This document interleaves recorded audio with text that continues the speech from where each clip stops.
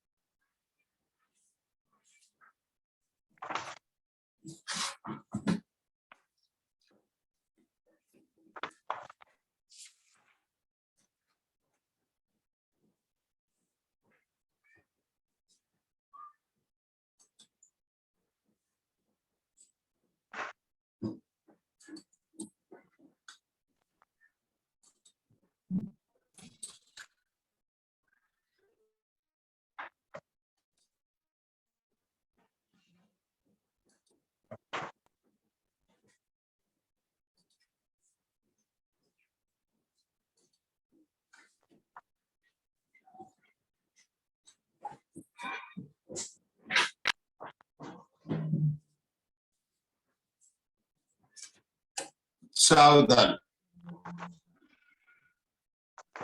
स्याद्वाद षट द्रव्य गुण पर्याय और प्रमाण का, जड़ कर्म चेतन बंध का, अरु कर्म के अवसान का, कह कर स्वरूप यथार्थ जग का, जो किया उपकार है, उसके लिए जिन वाणी माँ को वंदना शत बार है।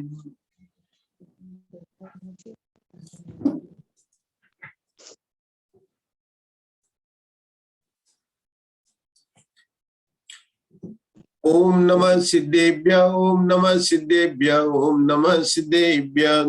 ओंकारं बिंदु संयुक्तम नित्यं ध्यायन्ति योगिनः, कामदं मोक्षदं चैव ओंकाराय नमो नमः।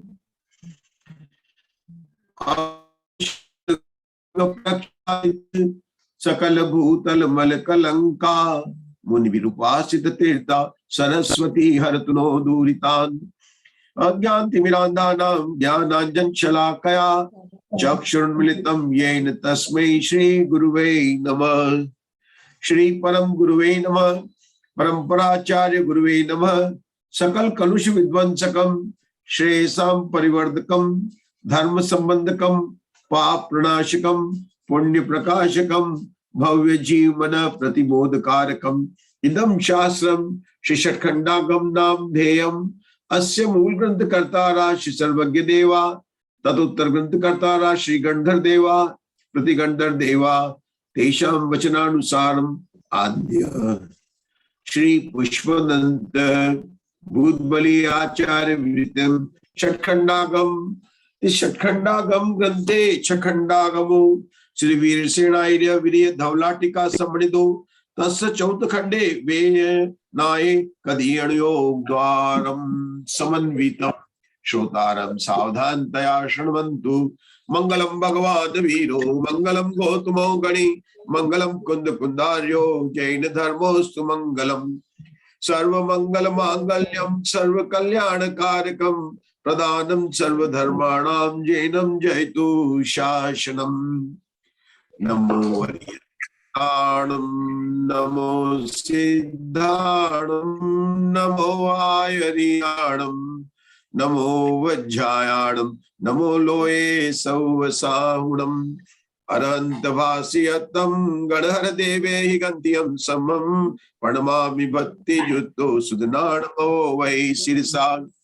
इच्छामि बत्ते सुध बत्ती काओ सगो कवो, तस्सालो चेव अंगो वै पन्ने पाहुड़ियम्मी, तुत पड़म नियोग वै चुलिया चेव सुत सुई। धम्म काय निच्च कालम अच्छेमी पूज्येमी वंदामि नमस्मामि। दुख खवो कम खवो बोइलाओ सुगई गमनम, समय मरणम जिन गुणो संपत्ति हो मज्जम अत प्राणिक देवन्नायाम पूर्वानाचरण सकल कुक्षात भाव पूजा समेत शुद्ध भक्ति कायोसर करोम्यम ताव काय पाव करुंदचरम्बो सरामि नमो रियंताणम नमो सिद्धाणम नमो आयरणम नमो उज्जाणम नमो लय सवसाणम नमो रियंताणम नमो सिद्धाणम नमो आयरणम नमो उज्जाणम नमो लय सवसाणम नमो रियंताणम नमो सिद्धाणम नमो आयरणम नमो उज्जाणम नमो लय सवसाणम नमो रियंताणम नमो सिद्धाणम नमो आयरणम नमो उज्जाणम नमो लय सवसाणम नमो रियंताणम नमो सिद्धाणम नमो आयरणम नमो उज्जाणम नमो लय सवसाणम नमो रियंताणम नमो सिद्धाणम नमो आयरणम नमो उज्जाणम नमो लय सवसाणम नमो रियंताणम नमो सिद्धाणम नमो आयरणम नमो उज्जाणम नमो लय सवसाणम नमो रियंताणम नमो सिद्धाणम नमो आयरणम नमो उज्जाणम नमो लय सवसाणम नमो रियंताणम नमो सिद्धाणम नमो आयरणम नमो उज्जाणम नमो लय सवसाणम मयि सूय वै वल्पटजनां चौक्सामि प्रणमामि सवे गणधर देवाठरिदिगामि सिद्धादट्टमला विशुद्ध बुद्धि लद्ध सवता तिहुण सिरसे पसियंतु बड़ारया सवे। बोलेंगे आगे की गाथा है। तिहुण भवन पसरिय, आप लोग बोलना चाहे बोलिए मुक्ता जी। भवन पसरिया पच्चखवबोह किरण परिवेदो उयोवे अनाथवनो अरहंत दिवायरो जयो हिरण खागणि हाये नुत्तारिय मोह सैन्य सिरणिवो आयरिय राउपसियं परिवालिय भविय जियलो अन्नान अंधयारे अणोर पारे ममंत भवियाणम् उज्जो ओजेयिकमो पसियन्तु सया उवज्झाया दुहतिवतिया तिणडिया तिहुवण भवियान सुठुरायेना परिठविया धम्मपवा सुवजलवाण पयाणेन संधार्य सीलहरा उत्तार्य चिरपमाद दुस्सिलहरा साहु जयन्तु सवे शिव सुहपह संख्याहुनि कलिय भया। आचार्य भूतबली द्वारा विरचित महाकर्म प्रकृति प्रावर्त के प्रथम अनुयोग द्वार कृतीय अनुयोग द्वार जिसकी टीका पुस्तक धवला पुस्तक 9 में प्रकाशित हुई है, उसके आधार से हम स्वाध्याय करते हुए 10 सूत्रों का हमारा स्वाध्याय चल रहा था। कृतीय अनुयोग द्वार की 9वीं पुस्तक में 1 से लेकर 44 सूत्रों में, मतलब 44 सूत्र का बहुत बड़ा मंगलाचरण है। सबसे पहले द्रव्यार्थिक नय से जिनेन्द्र भगवान को नमस्कार किया पहले सूत्र में, दूसरे, तीसरे, चौथे और 5वें सूत्र के अंदर अवधि ज्ञानी जिनेश्वर को नमस्कार किया। उसके बाद में हमारा चालू हुआ आगे से, तो जो गणधर भगवान होते हैं जिनको कि 4 मति ज्ञान संबंधी निर्मल रिद्धियां होती है, उनका वर्णन आया। और उसके बाद में मनः पर्य ज्ञान जिसके 2 भेद होते हैं, ऋजुमति मनः पर्य ज्ञान और विपुलमति मनः पर्य ज्ञान। इस मनः पर्य ज्ञान जो ज्ञान में चौथे नंबर का ज्ञान है, इस ज्ञान संबंधी 2 सूत्र है, 10वां नंबर का सूत्र और 11वें नंबर का सूत्र। आज मधु जी ने व्हाट्सएप में भी डाला था, हमने पूछा था कि आज कौन सा स्वाध्याय है, तो उन्होंने कहा था 11वें सूत्र का स्वाध्याय है। और उनका सहज संयोग है कि अभी जो स्वाध्याय करके वो आ रहे हैं कालानुयोगों में, वहां 11 भंगों की बात हो रही थी। मधु जी सही बात है ना, आप जहां से स्वाध्याय करके आ रहे हो 11 भंगों की बात हो रही थी, और यहाँ पर अब 11वां सूत्र का स्वाध्याय करना है, मतलब आपकी वही स्वाध्याय कंटिन्यू चल रही है। 10वें सूत्र के अंदर ऋजुमति, 11वें सूत्र के अंदर विपुलमति। देखिए, हम पहले अवधि ज्ञानी जिनेश्वर को नमस्कार करके आए। वहां पर जब अवधि ज्ञान का जब हमने स्वरूप समझा था, तो वहां पर द्रव्य से, क्षेत्र से, काल से और भाव से उसकी लिमिट बताई थी, सीमा बताई थी, और ये बताया था कि अवधि ज्ञानी रूपी पदार्थों को जानता है। अब यहाँ पर किनको नमस्कार किया जा रहा है? मनः पर्याय ज्ञानियों को। आशा बहन, ये मनः पर्याय ज्ञानी कौन से गुण स्थान में होते हैं, कहां से कहां तक होते हैं आशा बहन? 6 से 9, 6 से 12। 6 से 12, राइट आंसर। मतलब 6 से 12 लेना है ना, मतलब 12वें गुणस्थान तो होता है ना। 9 के तो सामयिक शब्दोपस्थापना में बात आती है, यहाँ पर मन पर्य ज्ञान की बात तो 6 से 12 गुणस्थान में होते हैं। क्या सभी मुनिराज को मन पर्य ज्ञान होता है प्रीति जी? नहीं होता है ना। अच्छा, इसके लिए आप बताएंगे मुग्धा जी, मन पर्य ज्ञान के कितने भेद हैं? 2 भेद है। हाँ, क्या नाम है? एक रुजुमती मन पर्य ज्ञान, एक विपुलमती मन पर्य ज्ञान। रुकेंगे ममता जी दोषी जी, क्या आपको कुछ पता है दोनों ज्ञानों में क्या अंतर है? एक होता रिजुमती जिसको मैंने कहा था सरल, है ना, अपनी परिभाषा हुई थी, और विपुलमती, दोनों में क्या अंतर है? कुछ अपने को पता है? मति सरल रहता है, जो मन वचन का ऐसे सरल जो रहता है उसको भी जानता है। हाँ। और विपुलमती वक्र रहता है, उसको भी जानता है। हाँ, मतलब सामने वाले के, मुनिराज का तो मन सरल ही है। हाँ, सामने वाले के मन में यहाँ 2 है, जानने वाला और जिसको जान रहा है। अब जिसको जान रहा वो क्या, सामने वाले का मन है, उसके अंदर वक्र भी हो सकता है। वक्र किसी तीनों से लगाना है। बहुत अच्छा बोला आपने ममता जी, मतलब मन से, वचन से और काय से, मन से। मतलब अगर अपन लगाए तो 6 भाग हो गए। क्योंकि वक्र को जानता तो सरल को तो जान ही लेगा। तो सरल मन, सरल वचन, सरल काय, वक्र मन, वक्र वचन और वक्र काय से जानने वाला कौन है? विपुलमती। और कुछ विशेषता है उषा जैन दिल्ली कि विपुलमती ज्ञानी जो होते हैं वो उसी भाव में मोक्ष जाते हैं, ये एक भाव अवतारी होते हैं, ठीक है ना। अशोका जी जैन, जिस तरह से विपुलमती ज्ञानी एक भाव अवतारी होते हैं, अभी हमने कौन से सूत्र में पढ़ा कि और कौन से मुनिराज होते हैं जो एक भाव अवतारी होते हैं नियम से? सर्वावधि और परमावधि वाले, मतलब परमावधि और सर्वावधि वाले मुनिराज भी एक भाव अवतारी होते हैं। और मधु जी जैन ग्वालियर, जो एक भाव अवतारी होते हैं उनके कौन सा शरण होता है? चरम वज्र वशम नारस, वज्र वशम नारस, ठीक है ना। अच्छा, मैं 6 आपको पूछ रहा कठिन, ऐसा मत सोचना कभी भी, इससे पूछने से याद होते रहते हैं। 6 सब प्रकार के कौन से हैं? वज्र वशम नारस सैनन, नारद सैनन, अर्ध नारद सैनन, कीलित और असंप्राप्त संप्राणी का, मतलब नाम बोलते हैं। इन 6 सैनों में जो वज्र वशम नारद सैनन होते हैं वे चरम शरीर के होते हैं। और कौन सा होता है जिनके वज्र वशम नारद सैनन होता है? चक्रवर्ती के, कामदेव के। हाँ, नहीं, और अन्य गति में 7वें नरक के नारकियों को वज्र वशम, नरक गति में जो होते हैं ना वो 7वें नरक के जीव को। क्या ये सही है आशा बहन? जैसे उससे 7वें नरक में जाने वाले मनुष्य। उषा जी जैन खेकरा, आपका माइक बंद कीजिए, बहुत इको आ रहा है, डिस्टर्बेंस हो रहा है। देखिए, वैक्रिक शरीर में सैनन नहीं होते, तो 7वें नरक तो नारकियों के वैक्रिक शरीर होता है। तो जैसा मुग्धा जी ने बताया ना कि जो 7वें नरक का जो जाने वाला जीव है ना, मतलब कौन होता है? वज्र वशम नारद सैनन वाला होता है, वही करता है। जो मोक्ष जाने वाला जीव, मोक्ष में भी कोई सैनन नहीं हुआ तो शरीर ही नहीं है। मोक्ष जाने वाला जीव, 7वें नरक जाने वाला जीव, उसके वज्र वशम नारद सैनन होता है। यह हमारी क्या बात चल रही कि विपुलमती जो मन पर्य ज्ञान की बात है, वे मुनिराज भी चरम शरीरी होते हैं और उनके भी वज्र वशम नारद सैनन होता है। हमारी बात वैसे चल रही थी ऋजुमती की, और हमने वहां पर द्रव्य से उसकी सीमा को हमने देखा था। तो उसमें क्या देखा था कि देशावधि ज्ञान में द्रव्य की देशावधि की बात कर रहा हूं, देशावधि से मैं आऊंगा ऋजुमती में, और ऋजुमती से जाएंगे अपन विपुलमती में, क्योंकि सभी रिपु किसको जानते हैं? रूपी पदार्थ को जानते हैं, केवल उनके द्रव्य की प्रमाण की सीमा में अंतर है।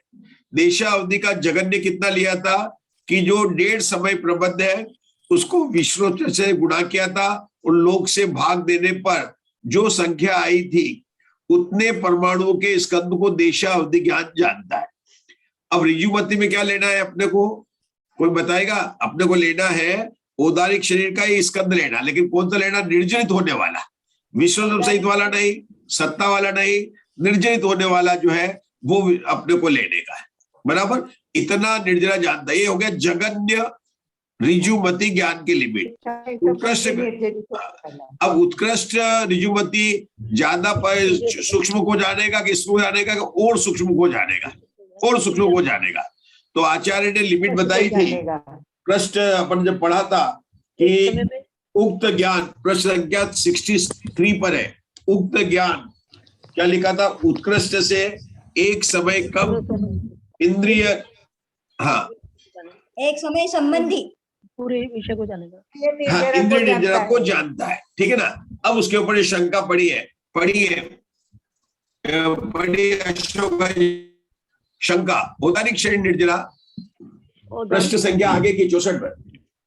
जी, औदारिक शरीर निर्जरा और इंद्रिय निर्जरा के बीच कोई भेद नहीं है, क्योंकि इंद्रियों से भिन्न औदारिक शरीर का अभाव है।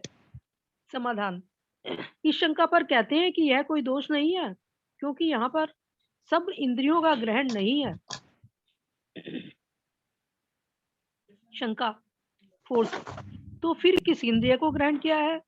समाधान, चक्षुर इंद्रिय को ग्रहण किया है, क्योंकि वह शेष इंद्रियों की अपेक्षा अल्प प्रमाण वाली है, अथवा वह अपने आरंभक उद्गल स्कंदों की सूक्ष्मता से युक्त है। शंका, अगली शंका है 5वीं, इसी इंद्रिय को ग्रहण किया गया है, यह किस प्रमाण से जाना जाता है? समाधान, यह गुरु के उपदेश से जाना जाता है। 6ठी शंका, घ्राण और श्रोत इंद्रिय की अपेक्षा चक्षुर इंद्रिय की विशालता देखी जाती है। समाधान, नहीं, क्योंकि चक्षु गोलक के मध्य में स्थित मसूर के आकार तारा को चक्षुर इंद्रिय स्वीकार किया है। शंका 7वीं, चक्षुर इंद्रिय की निद्रा भी जघन्य, उत्कृष्ट और तद्व्यतिरिक्त के भेद से 3 प्रकार है, उनमें कौन सी निद्रा का ग्रहण किया है? समाधान, तद्व्यतिरिक्त निद्रा का ग्रहण किया है, क्योंकि उसका सामान्य निर्देश है। मध्यम वाली को तो मध्यम की है, उसे लिया है। शंका पढ़ी आपने 1, 2, 3, 4 और 5, अपन ने 5 शंका पढ़ी। किसके लिए पढ़ी? कि जो ऋजुमति ज्ञान है उसके उत्कृष्ट भेद के संबंधित 5 शंका आई है। किसकी बात चल रही है आशा बहन? ऋजुमति ज्ञान की बात चल रही है। किसकी अपेक्षा चल रही? द्रव्य की अपेक्षा से बात चल रही है। द्रव्य से जगन्य कितना जानता है, द्रव्य से उत्कृष्ट कितना जानता है। पहले क्या बताया प्रीति जी? द्रव्य से जगन्य कितना जानता है, फिर जगन्य से उत्कृष्ट कितना जानता है। तो उन्होंने कहा था कि एक इंद्रिय संबंधित निर्जरा को जानता है। इस एक लाइन पर 5 शंका उठाकर हमको उसको आचार्य ने समझाया कि जगन्य ऋजुमति जो अपना होता ना, ऋजुमति मन पर्याय ज्ञानी का द्रव्य से उत्कृष्ट क्षेत्र कितना होता है, उसके लिए नीताजी जैन 5 शंका बताई। देखिए, जब हम जीव कांड में, आप पेज नंबर 555 पर पढ़ना, आशा में नोट करो, पेज नंबर 555 में देखो, वहां पर 5 शंका नहीं है, पेज तो 555 ही है। ये बहुत बढ़िया हो गया। क्या प्रीति जी, हम आपको भी नाराज नहीं कर रहे हैं। जीव कांड में 555 है पेज, और यहाँ पर कौन सी सम्यक ज्ञान चंद्रिका हिंदी वाली, उसमें पेज नंबर 555 है। यहाँ पर 5 शंका है। बात किसकी चल रही है? जगन ऋजुमति ज्ञानी का द्रव्य से उत्कृष्ट क्षेत्र कितना है। वहां पर जवाब दिया एक लाइन में। क्या लिया वहां पर? कि चक्षुर इंद्रिय का उत्कृष्ट पने से नेत्रेंद्र की निर्जरा मात्र द्रव्य को जानता है। प्रीति जी, जीव कांड में कितना लाइन लिखा? आधा लाइन लिखा। क्या लिखा? ऋजुमति ज्ञानी का द्रव्य से उत्कृष्ट क्या प्रमाण है? तो कस्तूरी जी वहां क्या लिखा? मेरे पास पुस्तक है, वहां लिखा उत्कृष्ट से, लाइन नंबर 4 है, 555 पेज है, जीव कांड की। कोई बात नहीं, अभी आपके पास में नहीं है तो उत्कृष्ट पने से मतलब मैक्सिमम नेत्रेंद्र की निर्जरा मात्र द्रव्य को जानता है। इतना सा लिखा है आधे लाइन का। वीरसेन आचार्य ने उस आधी लाइन पर 5 प्रश्न उठा दिए। क्या उठाया? 5 प्रश्न उठाए। क्यों? उन्होंने क्या कहा कि कितना क्षेत्र है कि एक इंद्रिय से निर्जरित होने वाले द्रव्य प्रमाण हमको याद हो जाए। तो शंकाकार ने पूछा इसके क्या फर्क पड़ा? अरे जिसके इंद्रिय और औदारिक शरीर में क्या अंतर होता है? कि नहीं हम पूरा औदारिक शरीर नहीं ले रहे, केवल एक इंद्रिय ले रहे हैं। शंकाकार फिर क्या पता कौन सी इंद्रिय ले रहे हैं? कि चक्षुर इंद्रिय ले रहे हैं। मतलब उसी एक चीज को, आधी लाइन को वीरसेन आचार्य ने 5 प्रश्न बनाकर हमको शंका का समाधान किया। बात क्या बतानी है कि जो नेत्रेंद्रिय की यहाँ पर जो एक तो था, जब अपन ने जगन्य लिया था तो पूरा औदारिक शरीर लिया था। क्या उषा जी? पूरा औदारिक शरीर लिया था। उस औदारिक शरीर में जो है कौन सा लिया था? निर्जरित होने वाला समय प्रबल। हर जीव एक समय में एक समय प्रबंध ग्रहण करता है, एक समय निर्जरा होती है, और सत्ता में अशोकाजीन कितना रहता है? 1.5 समय प्रबंध रहता है। तो कस्तूरी जी यहाँ पर किसकी बात चल रही है? यहाँ पर बात चल रही है ऋजुमती विपल ज्ञानी के द्रव्य से क्या क्षेत्र है। क्या क्षेत्र मतलब वह कितने छोटे स्कंद को जानता है। क्यों? कि जो ज्ञान छोटे स्कंद को जानेगा वह ज्ञान पावरफुल होगा, वो ऊंचा ज्ञान होगा। तो जगन्य की सीमा क्या बताई? कि निर्जित होने वाला एक समय प्रबंध किसका? औदारिक शरीर का। तो उत्कृष्ट ने क्या बताया? कि एक इंद्रिय संबंधित निर्जित होने वाला समय प्रबंध लेना। शंकाकार को शंका को क्लियर करके उन्होंने बताया कि वो एक इंद्रिय कौन सी है? कि वह एक इंद्रिय नेत्रेंद्रिय है। क्यों? कि नेत्रेंद्रिय का जो क्षेत्र बताया ना वो कम बताया, घनांगुल के असंख्यात पढ़ा, उसकी बात अलग है। इतना बताने के बाद और सूक्ष्म परमाणु हो गए, कम परमाणु की संख्या हो गई। इतना जानता है, कौन जानता है? अब उसने ये भी पूछा कि वो जो एक समय में जो निर्जित हो रहा है ना, कहां से? चक्षु इंद्रिय संबंधित पूरे उदाहरण शरीर में लिया, वो भी जगन्य हो सकता है, मध्यम हो सकता है और बीच का हो सकता है। ऐसा क्यों होता है आशा बहन? क्योंकि हर एक जीव के योग अलग अलग होते हैं। मध्यम भी होता है, उत्कृष्ट भी होता है और उसके बीच के होते हैं, है ना। योग जो होते हैं ना उसके भेद जगन्य, मध्यम। आपको ये तो पता ही है कि योग 3 प्रकार के होते हैं। नाम सुने? उपपाद योग, एकांतानुवृद्धि और परिणाम योग। जन्म लेने के पहले समय में उत्पाद योग होता है, फिर एकांतानुवृद्धि होता है, कंटिन्यूअसली बढ़ता रहता है। उसके बाद में परिणाम होता है, घटता भी है, बढ़ता भी है। उसको बोलते हैं घोलमान, घोटमान या परिणाम योग, जो अंत तक जीवन तक चलते रहते हैं। तो योग बदला कस्तूरी जी, तो योग बदलेगा तो परमाणु का भले वो एक अपन समय प्रबंध कहते हैं, लेकिन उसमें भी कर्म परमाणुओं में क्यों अनंत के भी बहुत सारे भेद हैं। तो उत्कृष्ट, मध्यम और जगन्य। यहाँ पर जो न जगन्य है और न उत्कृष्ट है, उसको जिस शब्द से कहा जा रहा है वह कहा जा रहा है तद व्यतिरिक्त, मतलब न जगन्य है न उत्कृष्ट है, उससे भिन्न। अन्य जगह क्या कहा जाता है? जगन्य, अजगन्य, अनुत्कृष्ट भी कहा जाता है। तो वो वाला भेद लेना। ऐसा बताने के बाद में अब आगे जो है, आगे हम और पढ़ते हैं। क्षेत्र की अपेक्षा से बात चालू हो रही है। किसकी बात चालू हो रही है? क्षेत्र की। नीता जी जैन, आपके पास जो पुस्तक है जिनवाणी है आपका? अच्छा, मैं खोलता हूं, अगर आप पढ़ सके तो क्षेत्र की अपेक्षा बात कर रहे हो। ये नीचे लिखा हुआ है क्षेत्र की अपेक्षा, थोड़ी देर में दिख जाएगा आपको। दिख रहा है?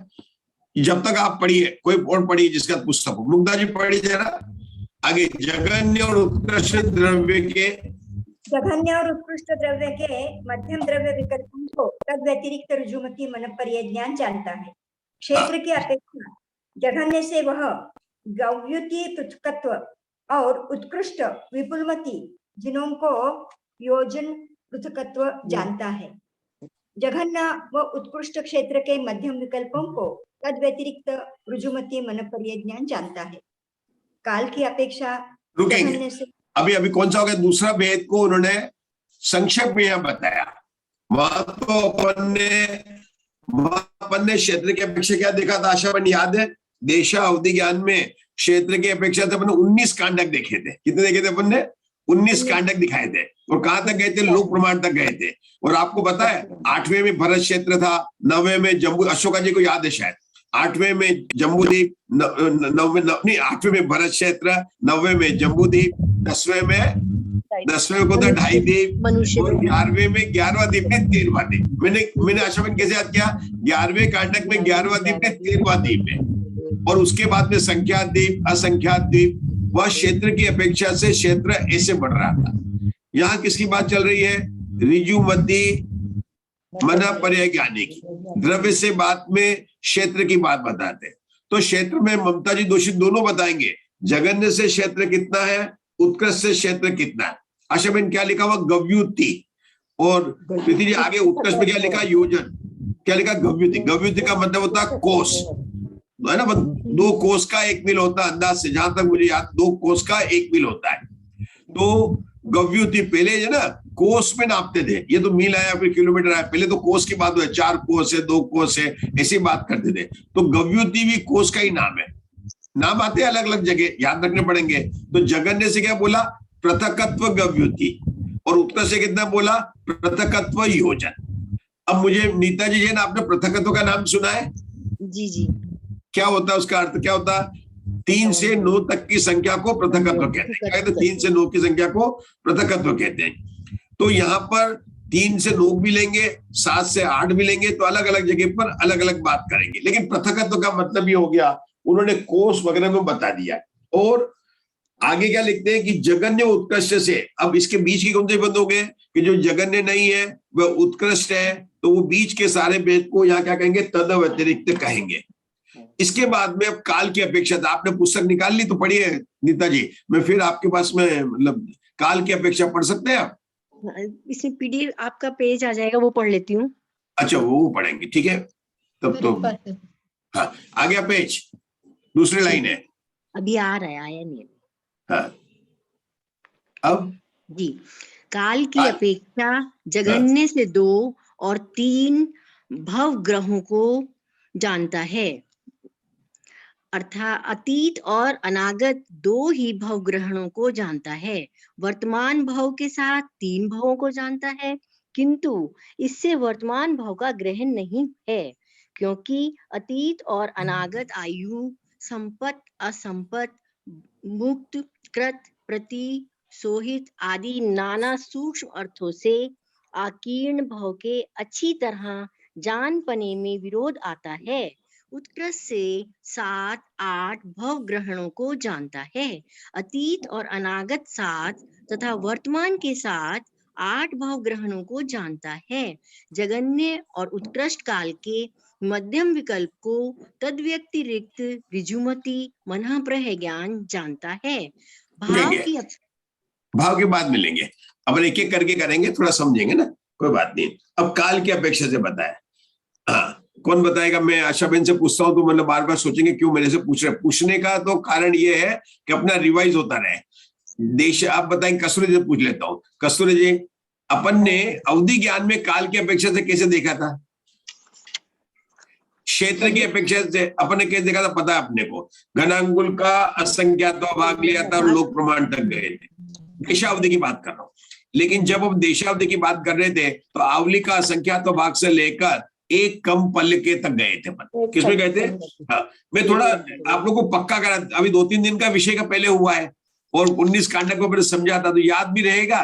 तो मैं बार बार रिवाइज करता हूँ क्योंकि अपनी जल्दी नहीं है और मैं किसी से पूछूं न याद आए तो भी चिंता नहीं करना, क्योंकि ये तो भूलने का तो स्वभाव है अपना ज्ञान स्वभाव है, जैसे भूलने का भी स्वभाव है। लेकिन मैं बार बार अपन करेंगे तो याद हो जाएगा। तो जब अपन ने देशावधि ज्ञान की बात कर रहे थे तो जगन्य से देशावधि ज्ञान कितना जानना था मंजुला जी? आवली का असंख्यात भाग। तो इससे कितना जानना था? एक समय कम पल्ले का जानना था। अब अशोका जी, यहाँ अभी अपन ने, हमारे नीता जी ने पढ़ा है किसके काल से ऋजुमति मनः प्रह ज्ञान की बात को पढ़ा है। मैं ये जानना चाहता हूं कि वहां की काल की प्ररूपणा और यहाँ की काल की प्ररूपणा में क्या अंतर है। मैंने आपको बता दिया, याद करने की जरूरत नहीं है। वहां बताया था देशावधि ज्ञान जगन्य से आवली का असंख्यात्वा भाग, और 19 कांडक के बाद में चला गया था हमारे अशोका जी को 19 कांडक का विषय पक्का हो गया। आपको अब जब भी अपन इस पर करेंगे ना चर्चा, तो आपका तो 19 कांडक में फिक्स कर दिया, आपको 19 कांडक पर बोलना है, ठीक है ना? बहुत बढ़िया, आप इसको पक्का कर लीजिए। जैसे आपने पहले कहा था उपशामना और शपना, इन्होंने मुझे लिखकर भी भेजते हैं, व्हाट्सएप पर भी होमवर्क कर करके भेजते हैं, कोई बात नहीं, आप लोग ग्रुप में डालिए, अच्छा है। तो 19 कांडक, अब मेरा क्या मतलब है कि वहां जो काल की प्ररूपणा की है और यहाँ की काल की प्ररूपणा, किसमें? ऋजुमति ज्ञान में क्या अंतर है? बहुत सरल है प्रीति जी, अगर अपन पुस्तक सामने है तो पढ़ के देख सकते हैं। यहाँ भव की बात कर रहे हैं, भगवान को जानता है, और वहां पर किसकी बात कर रहे हैं? आवली के असंख्यात भाग या पल्ले, एक कम पल्ले समय। वहां पर किसकी बात करते हैं? घड़ी, घंटा, मिनट। और यहाँ कितने करते हैं? आंखों तक गई कर रही हो, मतलब पूरा, मतलब एक भाव में क्या किया? पूरी जिंदगी बीतल गई, काल बीत गया, एक जिंदगी बीत गई, 2 जिंदगी बीत गई। मतलब यहाँ पर काल कैसे लिया? पूरी जिंदगी बीत गई, दूसरी जिंदगी अपनी कहते हैं सारी जिंदगी तो ऐसे ही निकल गई रामायण में, अब जो तो कहते सारी जिंदगी। तो यहाँ पर जो बताया इन्होंने, कैसे बताया? अच्छा भाई, भाव से बताया। तो जगन्य कैसे जानता? अपने को सरल हो गया वैसे कि जगन्य से 2-3 भाव को जानता है, उत्कृष्ट से 7-8 भाव को जानता है। ठीक है मुग्धा जी, आपको बताना है जगन्य देशावधि की काल और ऋजुमती की काल प्ररूपणा दोनों को बनाना है। तुम्हें बता दो, फिर से रिपीट करता हूं। जगन्य देशावधि की काल के प्ररूपणा में जगन्य काल कितना था? अवली का असंख्यात्वा भाग, और उत्कृष्ट काल था एक समय कम फल्य। और यहाँ पर किसकी बात चल रही? ऋजुमती का जगन्य काल कितना है? 2-3 भाव। उत्कृष्ट कितना है? 7-8 भाव। उसके बीच में 2 लाइन थोड़ी कठिन आ गई थी, वो समझ में नहीं आया।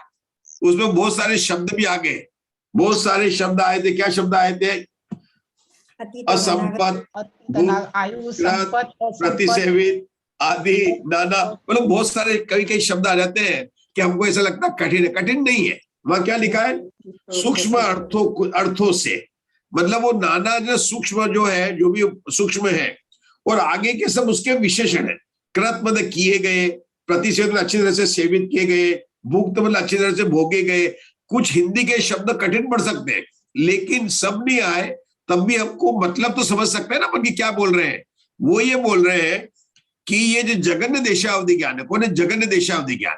जब उन्होंने बोला कि 2-3 भाव को जानता है, तो 2-3 भाव को जानने का मतलब क्या है? 2 में तो लेना पिछले 2 या आगे के 2, और एक कौन सा लेना? वर्तमान का। जैसे भावमंडल में क्या लेते हैं? 3 पीछे के, वर्तमान के, 3 आगे के।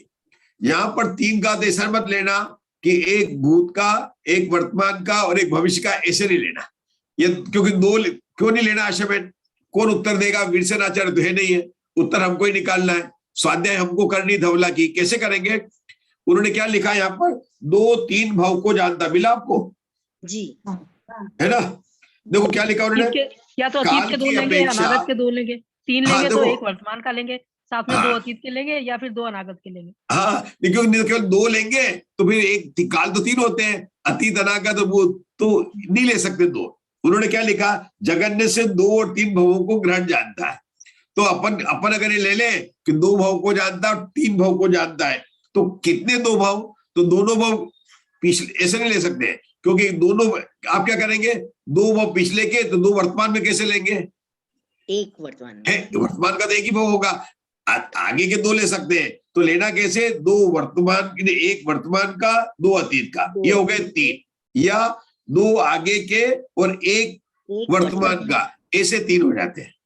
भावमंडल में 7 भाव दिखते हैं, वो भी ऐसे दिखते हैं, 3 पीछे के, 3 आगे के और 1 बराबर हो गए। तो इस तरह से उन्होंने बोला 2 या 3 भाव को जानता। लेकिन जानने में चूंकि ऋजुमती ज्ञान है, तो उसमें सूक्ष्म अर्थों में थोड़ा सा फर्क है। कोई जरूरी नहीं है कि उसी अपेक्षा से पूरा जाने, उसमें भी तारतम्यता हो सकती है, इसलिए उन्होंने बताया। अब आगे बताते हैं, उत्कृष्ट से 7-8 भाव को जानता है। अब वो भाई ऐसे लेना, 7-8 भाव को जानता है, तथा अतीत और अनागत के 7 और वर्तमान को मिलाकर 8। यहाँ पर क्या लेना? 7-8 भाव में क्या लेना? ये स्पष्ट किया, अतीत के 7, वर्तमान को मिलाकर 8, अनागत के 7, या ऐसा लो। यहाँ अतीत की बात लिखी है, अनागत की बात यहाँ नहीं लिखी है, या नहीं लिखी है। अतीत और अनागत के 7 लिखा है, अतीत और अनागत के 7 और क्योंकि अपन है ना, ये जो सिद्धांत शास्त्र है प्रीति जी, अपन कुछ भी नहीं लगा सकते। अपन तो यहाँ लिखा है उसको समझने का प्रयास कर रहे हैं, और कुछ नहीं कर रहे कि क्या लिखा है और कैसे पढ़ना, बस इतना ध्यान रखना। अब बता दिया, तो इस प्रकार से, और उसके दोनों के बीच में क्या हो जाएंगे? उसके बीच वाला ज्ञान हो जाएंगे, इतने विकल्प हो जाएंगे। चले, अब भाव की अपेक्षा से पढ़ रहे हैं, कौन पढ़ेगा? मंजू जी पढ़ सकती है घाटकोपर से? मैं आपको डाल सकता हूं, बोलिए। भाव की अपेक्षा, जघन्य द्रव्यों में, भाव की अपेक्षा जघन्य और उत्कृष्ट द्रव्यों में उसके योग्य असंख्यात पर्यायों को जघन्य में उत्कृष्ट ऋजुमती जानते हैं। इन ऋजुमती मने पर्याय ज्ञानी जिनों के लिए नमस्कार हो। सब लोग नमस्कार तो कीजिए। विपुल मती को नमस्कार हो। क्या करेंगे? ऋजुमती को ना, ऋजुमती है ना, तो क्या कहेंगे? ऋजुमती जिनेभ्यो नमो नमः, ऋजुमती जिनेभ्यो नमो नमः, ऋजुमती जिनेभ्यो नमो नमः। आप बोलेंगे ऋजुमती जिनेभ्यो नमो नमः। ऋजुमती जिनेभ्यो नमो नमः। सूत्र नंबर 11 तो केवल मधु जी पढ़ सकती है ग्वालियर से, क्योंकि उन्होंने यहाँ सिलेक्शन किया। नमो विपुल मदीनम, अगर वो है, अगर अगली कहीं स्वाध्याय में गए तो और कोई पढ़ी दिखता नहीं है। नमो विपुल मदीनम। हाँ, नमो विपुल मदीनम। हिंदी में पढ़िए। विपुल मति जिनों को नमस्कार हो। दूसरे की मति में स्थित पदार्थ मति कहा जाता है। विपुल का अर्थ विस्तीर्ण है। शंका, विपुलता किस कारण से है? जैसा पदार्थ है उस प्रकार मन को प्राप्त होने से, जैसा पदार्थ उसके विरुद्ध मन को प्राप्त होने से, और दोनों प्रकार से भी मन को प्राप्त होने से, यथार्थ वचन को प्राप्त होने से, अयथार्थ वचन को प्राप्त होने से, और उभय प्रकार से भी उसमें प्राप्त होने से, यथार्थ काय को प्राप्त होने से, अयथार्थ काय को प्राप्त होने से, तथा उन दोनों प्रकार से भी वहां प्राप्त होने से विपुलता है। विपुल है मति जिसकी, वह विपुल मति कहा जाता है। विपुल मति के संबंध से जिन भी विपुल मति कहलाते हैं। ऋजु या अनृज मन वचन काय में स्थित उन दोनों ही प्रकारों से उनको अप्राप्त और अर्ध प्राप्त वस्तु को जानने वाले विपुल मति के जघन्य उत्कृष्ट तद व्यतिरिक्त द्रव्य क्षेत्र काल व भाव की निरूपणा करते हैं। द्रव्य की अपेक्षा वह जघन्य से एक समय में होने वाली इंद्रिय निर्जरा को जानता है। ठीक है, रुकेंगे यहाँ पर। चलिए, क्या पढ़ा आशा बहन या प्रीति जी? कहाँ गए? प्रीति जी हैं कि? हाँ, प्रीति जी, अपने को तो समझना है कि कैसे चल रही टीका। तो अब इन्होंने व्याख्या की, तो क्या करते हैं? अपना सूत्र क्या था प्रीति जी या आशा बहन, दोनों आप देखो, क्या सूत्र क्या था? विपुल मति जिनों को नमस्कार। क्या सूत्र था? विपुल मति जिनों को नमस्कार। तो वास्तव में देखा था जिन शब्द तो अनुवर्ती किया है पूर्व सूत्रों से, है ना? यहाँ तो नहीं लिखा विपुल मतियों को नमस्कार हो। तो उन्होंने विपुल का अर्थ किया, मति का अर्थ किया, और फिर बताए विपुल मति किसे कहते हैं। क्या किया उन्होंने? सबसे पहले क्या बोला? मति की परिभाषा बताई, फिर विपुल का क्या अर्थ होता है, फिर विपुल मति कौन है उसको बताया। यही तो बताया ना आशा बहन? क्या बताया? पहले मति की बात बताई है। अपने को अपना सूत्र है, सूत्र में क्या होते हैं, इसको क्या बोलते हैं? शब्दार्थ को या पदार्थ को। मतलब अगर अपन ने लिया विपुल एक शब्द है, विपुल का मतलब ऐसे बहुलता भी होता है, लेकिन विपुल का शब्द का विपुल मति है, तो इसमें पद में कितने शब्द हुए? दो हो गए, एक विपुल और दूसरा मति। तो आचार्य टीका कैसे लिखते हैं? अशोका जी, कसुर जी, टीका कैसे लिखते हैं? विपुल को बताएंगे और मति को बताएंगे। मति की परिभाषा उन्होंने ऋजुमति में बताई थी, यहाँ भी बताए, थोड़ा सा अंतर किया, लेकिन एक ही परिभाषा। मति का मतलब एक ही होता है। उसके बाद क्या बताया? विपुल की मति बताए, फिर दोनों का एक पद की बताई, मतलब पद में कितने शब्द है, दोनों शब्दों का अर्थ बताया, और फिर उन्होंने बताया विपुल मति किसे कहते हैं उसकी परिभाषा बताई। फिर उन्होंने कौन से भंग बताए। प्रीति जी, स्टाइल अगर अपन समझ गए ना तो बहुत आनंद आने वाला। अब ये कौन से ज्ञान को समझाने वाले हैं? विपुल मति को। पहले कौन से को समझा चुके हैं? ऋजुमति को। ऋजुमति में हमने क्या कहा था? सरल मन, सरल वचन और सरल काय। कसूर यहाँ क्या लेंगे? वक्र मन, वक्र वचन और वक्र काय। ठीक है ना? अब लेंगे। अब इसके भंग बनाने मैं प्रीति जी से चाहूंगा को। प्रीति जी, आप बहुत अच्छा इंटरेस्ट ले रहे हैं, मुझे बहुत अच्छी खुशी हुई आपने कि अपने पास में 6 शब्द है। कौन से हैं? मैं आप सभी से इसलिए बोल रहा हूं, मुझे अपन आगे बढ़ सकते हैं, कोई जल्दी ने अपना स्वाध्याय हो गया, लेकिन अपन थोड़ा आनंद के साथ बढ़े ना। अपने पास में 3 शब्द है, सरल मन, सरल वचन, सरल काय। विपुल मन, विपुल वचन और विपुल काय। अब अपन इसको कैसे बोलेंगे उषा जैन? विपुल मति सरल मन को भी जानता है, विपुल मन को भी जानता है। विपुल मति सरल वचन को भी जानता है, विपुल वचन को भी जानता है। फिर एक आया है।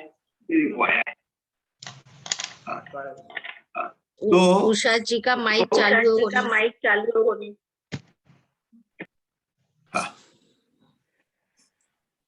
तो तीसरा विकल्प क्या बनेगा? काय, मन वचन और काय, सरल काय और इसको जानता है। अब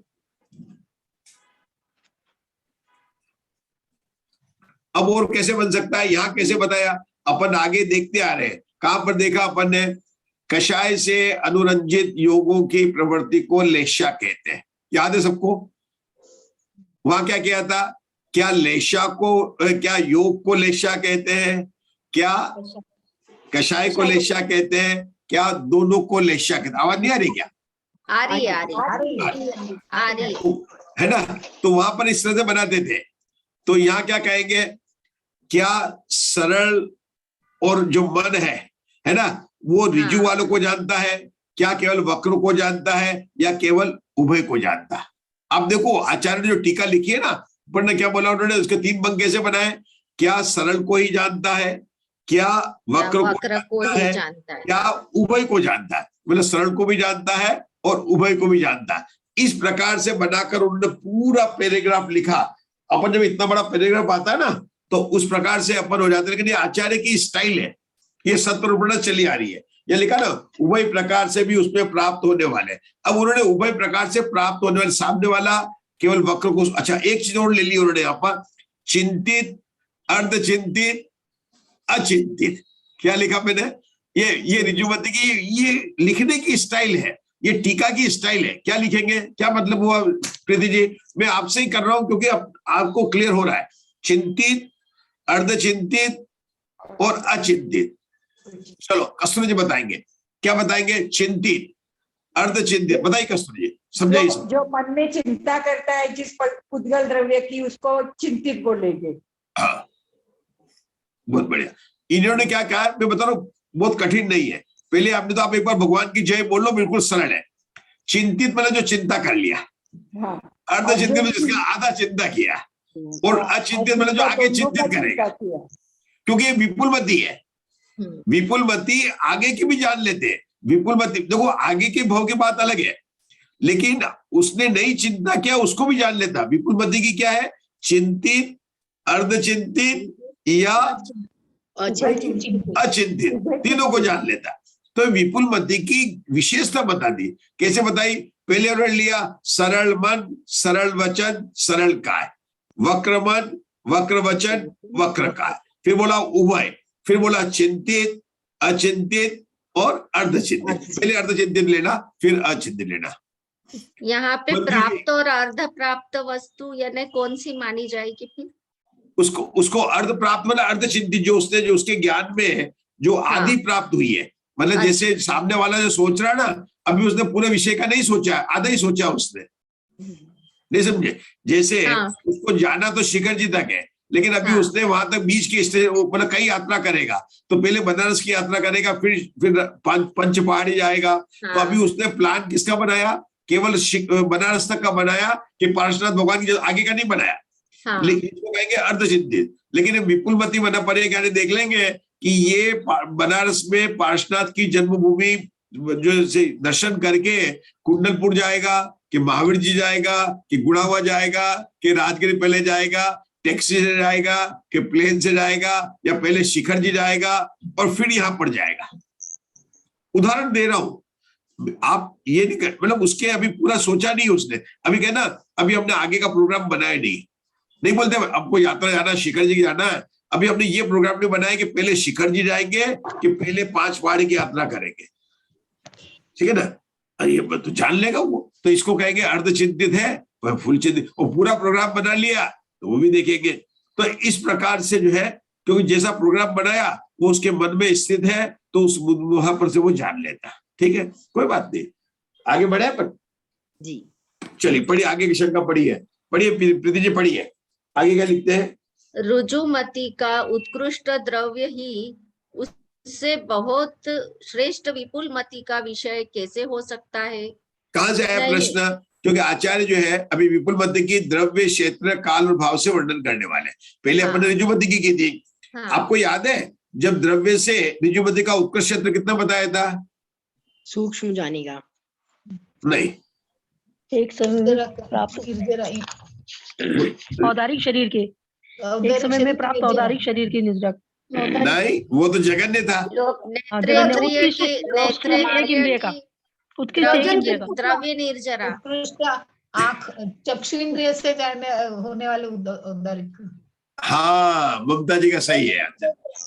देखो, जगन्य बताया था उदारिक शरीर की एक समय की निर्जित होने वाला, फिर उन्होंने बोला एक इंद्रिय का, तो उसने बोला क्योंकि एक उदारिक शरीर और 5 इंद्रिय अलग अलग नहीं है। अगर आपने 5 इंद्रिय का प्रीतिजी तो पूरा शरीर आ गया, क्योंकि स्पर्श रसना घ्राण चक्षु कर्ण लिया तो पूरा उदारिक शरीर आ गया। तो आचार्य ने कहा कि एक इंद्रिय की है। तब उन्होंने क्या कहा कि एक इंद्रिय में और उदारिक शरीर में क्या अंतर है, तो आचार्य ने कहा हम चक्षु इंद्रिय की बात कर रहे हैं। अब यहाँ पर जो अपन ने पढ़ा प्रीतिजी आपने, उसकी एक लाइन ऊपर की पढ़ी है, द्रव्य की अपेक्षा, एक लाइन शंका के ऊपर की एक लाइन पढ़ी ऊपर की, द्रव्य की अपेक्षा वह जघन्य से एक समय में होने वाले इंद्रिय निर्जरा को जानता है। अब मेरा प्रश्न सिर्फ आशाबेन से है। आशाबेन, पढ़ना है, यहाँ क्या लिखा है, फिर से पढ़ो इसको। विपुल मति का जगन्य द्रव्य से क्षेत्र बना रहे, क्या लिखा है, द्रव्य की अपेक्षा जगन्य से एक समय में होने वाली द्रव्य की अपेक्षा चक्षु उसके इंद्रिय। योग्य हानि को प्राप्त नहीं एक नहीं समय रूप नहीं, इंद्रिय निर्जरा ये है द्रव्य द्रव्य की अपेक्षा वो जगन्य से एक समय में होने वाली इंद्रिय निर्जरा को जानता है। हाँ, कसर ठीक है, द्रव्य की अपेक्षा, वही पेज नंबर 66 है, नीचे का लाइन जो अभी पढ़ रहा है प्रीति जी, वहां लिखा द्रव्य की अपेक्षा वह जगन्य से एक समय की होने वाली इंद्रिय निर्जरा को जानता है। ठीक है, मिला आपको? मिला आशाबेन? नहीं मिला अभी नहीं मिला। शंका के ऊपर है, शंका के ऊपर है लाइन। दूसरी शंका के ऊपर की लाइन है। मोबाइल में बहुत बारीक अक्षर हो जाते हैं नहीं, हाँ, वो पढ़ने के लिए नहीं आता है। हाँ, अच्छा, कोई बात नहीं, आप अब सुनिए। अच्छा, मेरी बात सुनिए, ये सुन तो सकते हैं ना कि द्रव्य की अपेक्षा व जगन्य से एक समय होने वाली इंद्रिय निर्जरा को जानता है, तो अपन ने पढ़ लिया। हाँ। अभी अपन ने किसको पढ़ा, ऋजुमती का पढ़ा, उसका उत्कृष्ट भी यही बताया था। तो इसमें क्या अंतर है? इसका उत्कर्ष और इसका जघन्य है। उसका उत्कृष्ट है, इसका जगन्य है, लेकिन एक परमाणु मतलब और आगे लेना, उससे अधिक को लेना, कम नहीं, मतलब उससे और सूक्ष्म होगा। ये पहला भेद है ना, किसका भेद है? पहला भेद है वो तो उसका लास्ट भेद था। किसका लास्ट भेद था? जो ऋजुमती का लास्ट भेद है, उससे विपुलमती का पहला भेद और सूक्ष्म होगा। जैसे पहले नरक की जो उत्कृष्ट आयु है वे दूसरे नरक की जगन्य आयु है, दूसरे नरक की जो उत्कृष्ट आयु है वह तीसरे नरक की जगन्य आयु है। लेकिन कहने को तो यही कहा जा रहा है, लेकिन उसमें आपको एक समय मिलाना पड़ेगा, एक समय मिलाना पड़ेगा। एक समय मिलाना पड़ेगा। यहाँ पर एक परमाणु नहीं मिला सकते, यहाँ पर तो ध्रुव भागार का भाग देंगे। हाँ, यहाँ पर एक परमाणु नहीं मिलाना, यहाँ पर ध्रुव भागार को भाग देंगे तो वह और हो जाएगा। लेकिन उसको क्या कहा उन्होंने? एक समय की नजर। चलो आगे पढ़िए। शंका, ऋजुमती का उत्कृष्ट द्रव्य ही उससे बहुत श्रेष्ठ विपुलमती का विषय कैसे हो सकता है? क्या मतलब वो शंका का? हाँ, जो अभी आपने बताया कि सेम ही बता रहे हैं, तो फिर कैसे सेम होगा? हाँ, ऐसा वो पूछ रहा है। आपने पकड़ ली, बिल्कुल सही। हाँ, इसलिए एक समय बढ़ा के बताना पड़ेगा। हाँ, एक समय नहीं, एक बार ध्रुव भागार का। यहाँ पर नहीं, नरक गति की बात अलग है। यहाँ पर अपन अवधि ज्ञान और मन परे ज्ञान में हमेशा ध्रुव भागार से एक बार भाग देना। प्रीति जी, आप कैसे, जैसे अपने 1000 को पहले भाग दिया तो 100 आया, फिर 100 को भाग दिया तो 10 आया, 10 को भाग दिया तो 1 आया, 1 को फिर भाग दिया तो 1/10, ऐसे भेज जाते हैं, ऐसे भेज जाते हैं। तो जो मान लो ध्रुव भागार 10 है और वो है एक समय की चक्षु इंद्र की निर्जरा, तो ध्रुव भागार कौन है? वही कार्बन मनोवर्गणा का अनंतवा भाग, वही भागार है। उस भाग को भाग देंगे तो ये आ जाएगा। और यही जो है शंकाकार, उसने प्रश्न पूछा, बिल्कुल प्रश्न वही पूछा है जो ऊपर के आचार्य ने कहा, उससे प्रश्न पूछा। चलिए आगे बढ़ेंगे। समाधान नहीं, क्योंकि अनंत विकल्प रूप चक्षु इंद्रिय की अजघन्यात्कृष्ट निर्जरा के ऋजुमती द्वारा विषय किए गए उत्कृष्ट द्रव्य की अपेक्षा उसके योग्य हानि को प्राप्त एक समय रूप इंद्रिय निर्जरा का द्रव्य विपुलमती का विषय माना गया है। चक्षुर इंद्रिय का जो जघन्य अनुत्कृष्ट है। क्या बताया यहाँ पर कि जो ऋजुमति का जो था ना उत्कृष्ट, उससे हानि होकर हानि को प्राप्त हुआ। मतलब ये नहीं लिखा कि एक समय कब लिखा, हानि को प्राप्त क्यों हुआ? किसी को भाग देंगे तो हानि को होगा ना। अपन ने 10 में 10 का भाग दिया, 100 में 10 का भाग दिया तो हानि हुई ना। एक 10 रह गया, 10 में 10 का भाग दिया, 1 दिया, 1 में 1 का भाग दिया तो 1/10 हो गया। तो हानि को प्राप्त हुआ नहीं हुआ? किसको हानि प्राप्त हुआ? जो यही लिखा है प्रीति जी। क्या होता है अपन को ना, बातें बहुत सरल है। ये धवला जी के पढ़ने के साथ में अपन पढ़ रहे ना तो सब समझ में आएगा। क्योंकि यहाँ लिखा ऋजुमति द्वारा विषय किए गए उत्कृष्ट द्रव्य की अपेक्षा। उत्कृष्ट द्रव्य कितना था? चक्षु इंद्रिय समेत निर्जरित होने वाला द्रव्य। चक्षु इंद्रिय समेत निर्जरित होने वाला द्रव्य, ये लिखा था। उसके योग्य हानि को प्राप्त, मतलब वो जो द्रव्य है उसमें जो परमाणु है उसमें हानि को प्राप्त कराना है, मतलब उसी में भाग देना है। किसमें भाग देना है?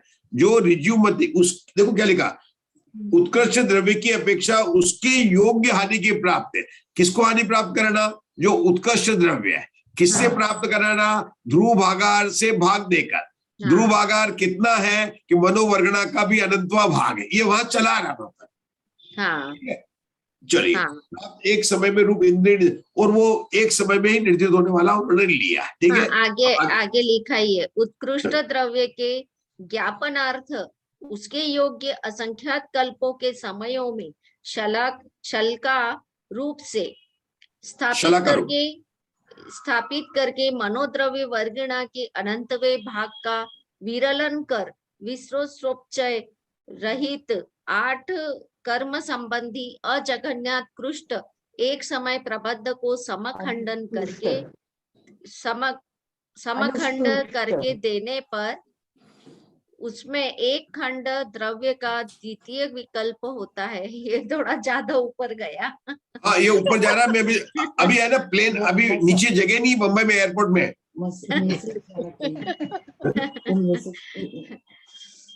उत्कृष्ट द्रव्य के ज्ञापनार्थ उसके योग्य असंख्यात कल्पों के समयों को शलाका रूप से स्थापित करके, यानी कल्पना में शलाका रूप से स्थापित करना है। मनोद्रव्य वर्गणा के अनंतवे भाग का विरलन कर यानी पंडित जी साहब का नेट गया शायद, भाग देकर एक करके उसका एक ऐसा विरलन करने का। हाँ, विरलन करने का। फिर विसुरसोपचय रहित 8 कर्म संबंधी अजघन्यानुकृष्ट एक, मतलब अजघन्य और अनुत्कृष्ट एक समय प्रबद्ध को समखंड कर देने पर उनमें से एक खंड द्रव्य का द्वितीय विकल्प होता है। यानी इसमें 4-5 क्रिया आ गई। ये विश्रोपचय ही तो ये होता है कि ये तो बहुत ज्यादा विश्रोपचय से ही जो होते हैं ना 8 कर्म, तो बहुत मटेरियल हो जाता है इसमें। तो इसलिए विश्रोपचय जो नए बनने वाले कर्म है जो ऊपर रहते हैं वो कि उससे रहित है। और ये इतना अपने को कल्पना में इतनी बातें करनी है पहले, विरलन करके फिर विश्रोपचय सही रहित 8 कर्म संबंधी असंख्यात कल्पों के समय किए। हाँ, वो शलाका हो गई, यानी असंख्यात कल्पों के कल्प काल रहते उनके समय निकाले। वो समय यानी जो शलाका है, यानी जो संख्या है उसको स्थापित किया। उसको स्थापित करने के बाद मनोद्रव्य वर्गणा के अनंतवे भाग, मनोवर्गणा जितने हैं उसका अनंतवा भाग निकाल दिया और उसका भाग का विरलन किया एक एक करके। वो जो विरलन है वो विसृसोपचय रहित है, यानी खाली मनोवर्गण के ही है। इसको क्या किया? 8 कर्म संबंधी अजघन्य, 8 कर्म के जो वर्गणा परमाणु है उनको अजघन्य और अनुत्कृष्ट उसके समय प्रबद्ध निकाले, उसके समखंड किए, समय प्रबद्ध के फिर समखंड किए। उस करने पर उनमें एक एक खंड द्रव्य का द्वितीय विकल्प, जो एक एक खंड आया वो द्रव्य का दूसरा विकल्प हो गया। यानी पहला विकल्प एक हो गया और दूसरा द्रव्य का द्वितीय विकल्प होता है। अभी क्या बता रहे हैं यहाँ पर, देखो बहुत अच्छा आपकी चर्चा चल रही है। क्या बता रहे हैं बता दो आपको। ये जो लैंग्वेज है ना, जो प्रीति जी आप बोल रहे हैं, अब आपने इतनी हिम्मत करके आगे यहाँ तक आगे गाड़ी बढ़ी है, तो ये गाड़ी 16 पुस्तक जानने के लिए आपने को और हिम्मत बराबर बनाए रखनी है। हाँ। ये क्या कहते हैं, जैसे अपने को 10 में 4 का भाग देना, मतलब चलो 16 में 4 का भाग देना है, 10 में 4 कोई भी दे दो आप, तो 16 में 4 का भाग देना है, तो अपन का उत्तर क्या आएगा, 4 आ जाएगा, 4 है ना। अब धवला की 16 पुस्तकों का स्वाध्याय करने के लिए आपको ऐसे नहीं बोलना है कि 10 में 16 में 4 का भाग दिया तो 4 आ गया, नहीं चलेगा। तो अब मुझसे पूछिए आप क्या बोलना पड़ेगा फिर धवला की स्वाध्याय करने में, कि जो यहाँ पर लिखा है, क्या लिखा है? ये भाषा बोलने। हाँ, तो क्या लिखा, 4 का विरलन करना, क्या करना है, 4 का विरलन करना है। हाँ, मैं आप लोगों को सबसे बोल रहा हूँ, ये अगर आप समझ लेंगे तो आपको तीसरी 100 पुस्तक समझ में आ जाएगी। क्या मुग्धा जी, 16 में 4 का भाग देना है, सब जानते हैं कि 4 आ जाएगा, लेकिन धवला जी की स्वाध्याय करने में, क्योंकि उसमें कैलकुलेटर भी नहीं था, वो नहीं था, बटा भी नहीं चलता, डेसिमल नहीं चलता था, वो क्या कहते हैं, 4 का भाग दे रहे ना, तो 4 को 4 जगह बिखेर दो, तो क्या हो गया, 1 1 1 1 बिखर गया 4 का, है ना। सबको जोड़ेंगे, 4 है आपके पास में, जिससे भाग देना है, जो भागार और राशि कितनी है, 4 की है, तो उसका विरलन कर दो। विरलन कर दो मतलब बिखेरो, तो 4 को बिखेरेगो तो 4 एक एक कितने मिलेंगे, 4 मिलेंगे कि 5 मिलेंगे, 4 ही मिलेंगे, क्योंकि एक 4 में एक कितने होते हैं, फिर से ध्यान देना, 4 नहीं, शांति से मैं पूछता हूँ जवाब। 500 रुपए के एक नोट में 1 रुपए के कितने नोट होते हैं, 500 1 रुपए के होते हैं, है ना, 1 रुपए के होते हैं, तो 4 में कितने 1 होते हैं, 4 1 होते हैं, 4 रुपए। तो 4 का विरलन करेंगे तो क्या लिखेंगे, 1 1 1 1, 4 बार लिखेंगे, इसको विरलन कर दिया। प्रति आज सुन लो आप मेरी बात, और आप पूरा सुन लेंगे और ये समझ आएगा तो बहुत समझ, ये भाषा जो है ना, विरलन की भाषा और दे की भाषा समझना बहुत जरूरी है। चाहे मुग्धा जी आप मतलब, मैं बता रहा हूँ, मधु जी को बता रहा हूँ ग्वालियर से, कि ये समझना बहुत जरूरी है। तो 4 को बिखेर दिया यहाँ, और उसको अब अपने को किसमें भाग देना था, 16 में भाग देना था। तो जो बिखेरे हैं उसको 16 को समान रूप से दे दो, समान भाग करके, समान खंड करके, जो 16 राशि है उसके समान खंड करके विरलन राशि पर दे दीजिए। ये बात समझ में आई तो सारा समझ में आ जाएगा। पहला क्या था, पहला स्टेप क्या था, 4 का विरलन किया, तो इसका मतलब क्या हुआ, 1 1 1 1 4 बार हो गया। ये क्या हो गया, विरलन की प्रोसेस खत्म हो गया। अब दूसरा स्टेप, 16 थी, 16 को क्या करना, खंड करना, समान खंड करके चारों के ऊपर दे देने का। कितना देने का, 4 1 के ऊपर 4 1 के ऊपर 4 ऐसे लिखने का। हाँ, 4 4 लिखने का, और टोटल को बराबर हो गया। तो उसका भाग कितना है, एक भाग जो होता है उसका उत्तर कितना हो गया, 4 हो गया। तो 16 में 4 का भाग देने पर 4 आया कि नहीं आया, आ गया। अब आप कहेंगे ये तो इतना सरल था, आपने इतना कठिन क्यों किया, ये प्रश्न पूछिए आप हमसे। इसका उत्तर ये है कि हमें बात करनी असंख्यात और अनंत में बात करनी, और आप बात करो छोटी छोटी संख्या में। तो छोटी संख्या में चलता है, लेकिन बड़ी बड़ी संख्या को समझाने के लिए आचार्य ने ये, इसको कहते हैं विरलन और देह की प्रणाली, मतलब विरलन करना मतलब बिखेरना, ये प्रणाली देकर बताया।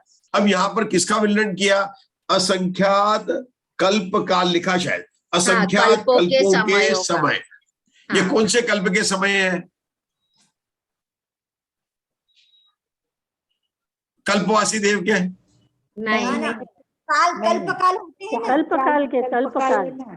हाँ, कितना है, 20 कोड़ा कोड़ी, 20 कोड़ा कोड़ी सागर, 20 कोड़ा कोड़ी। अब बताओ प्रीति जी, यहाँ तो 4 को विरलन करना था, अब किसको विरलन करना है, 20 कोड़ा कोड़ी सागर में जितने समय होते हैं उतने बिखेर दो, है ना, उतने बिखेर दो। तो इतनी बड़ी जो राशि आएगी, है ना, उसको बिखेर कर जो आपने क्या किया था, ये तो इसको क्या किया, शलाका रूप से स्थापित किया। हाँ अभी शलाका क्या होती है? संख्या होती है। नंबर होता है, एक करके ऊपर जो नंबर लिखे जाएंगे। नहीं, संख्या सुनो, कालों के जो समय आते हैं उसको शलाका कहा। हाँ, टोटल समय को। ये तो आपने उत्तर दिया, लेकिन अभी प्रीति जी को समझना है कि शलाका किसे कहते हैं। तो मैं बताता हूँ, 63 शलाका पुरुष होते हैं। सुना प्रीति जी? हाँ ठीक है। उसमें चक्रवर्ती की कितनी शलाका है? 12।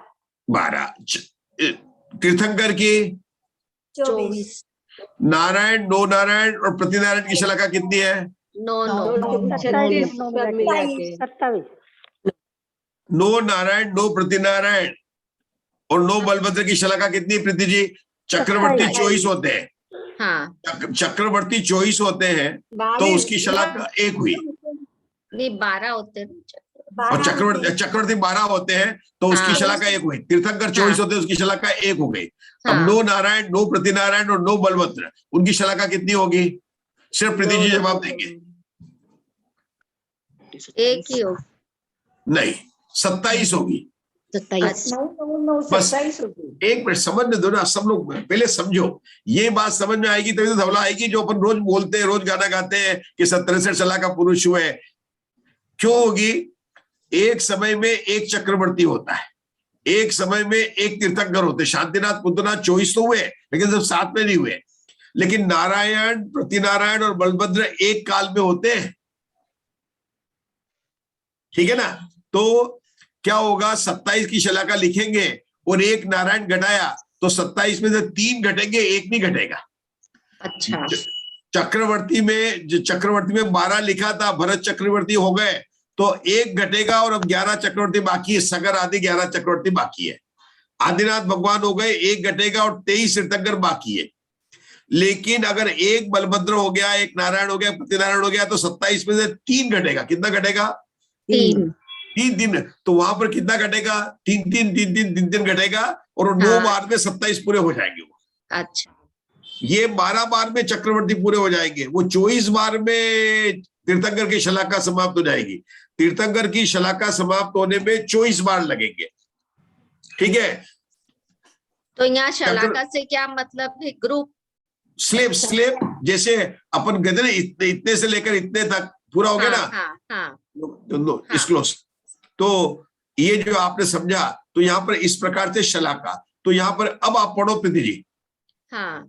पढ़ो स्लाइड को। उत्कृष्ट द्रव्य के ज्ञापनार्थ, मतलब ये बताने के लिए उसके योग्य असंख्यात कल्पों के समयों को शलाका रूप से स्थापित करके मनोद्रव्य वर्गणा के अनंतवे भाग का विरलन कर, मतलब उससे वो भाग देके विशोषोपचय रहित 8 कर्म संबंधी अजघन्य अनुकृष्ट एक समय प्रबद्ध को समखंड करके देने पर उनमें एक खंड द्रव्य का द्वितीय विकल्प होता है।